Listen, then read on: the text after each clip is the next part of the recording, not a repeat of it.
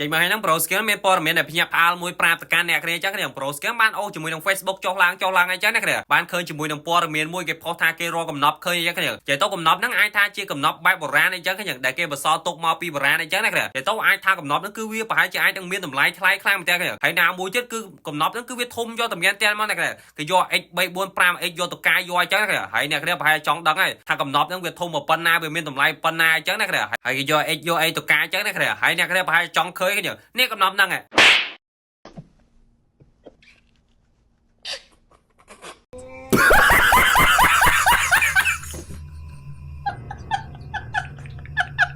បន្ទាប់ពីអ្នកគ្នាបានឃើញកំណប់ហ្នឹងហើយអ្នកគ្នាមានអារម្មណ៍យ៉ាងម៉េចដែរអ្នកគ្នាដូចតែ Pro Skill បានប្រាប់ចឹងអ្នកគ្នាគឺកំណប់ហ្នឹងវាធំយកតែមានទៀតហ្មងអ្នកគ្នាក៏តើអាណាគេនេះយកលីអូទៅកប់ដីណាសាំចុយយ៉ាគ្នាហើយឲ្យគេយកអិចយកអីទៅកាយឯណា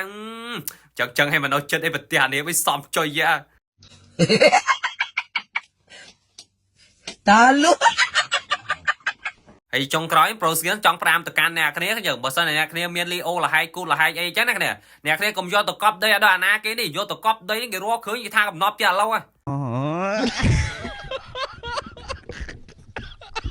វីដេអូហ្នឹងក៏មានច្រើនអ្នកគ្នាសម្រាប់អ្នកគ្នាដែលចង់ដាក់ពេក game free fire អ្នកគ្នាទៅតាម page ក្រៅ B Store បានហាងសុវត្ថិភាពដាក់តាម ID game ហើយតម្លៃគឺសមរម្យខ្លាំងមែនទែនអ្នកគ្នាបើសិនអ្នកគ្នាចង់ដាក់ link pack ដូចជាមានផ្សាយក៏នៅចំណងជើង color អ្នកគ្នាគ្រាន់តែឆាតទៅគាត់ទៅប្រាប់គាត់តែចង់ដាក់ពេកទៅគាត់ធ្វើការដោយតែម្ដងយើងហើយវីដេអូហ្នឹងក៏មានច្រើនហើយមានតែប៉ុណ្្នឹងអ្នកគ្នាកុំភ្លេចជួយ like ដូចជាជួយ share ម្នាក់មួយផងហើយបើអ្នកមកថ្មីក៏កុំភ្លេចជួយ follow page ម្នាក់មួយផងអូខេបាយបាយជប់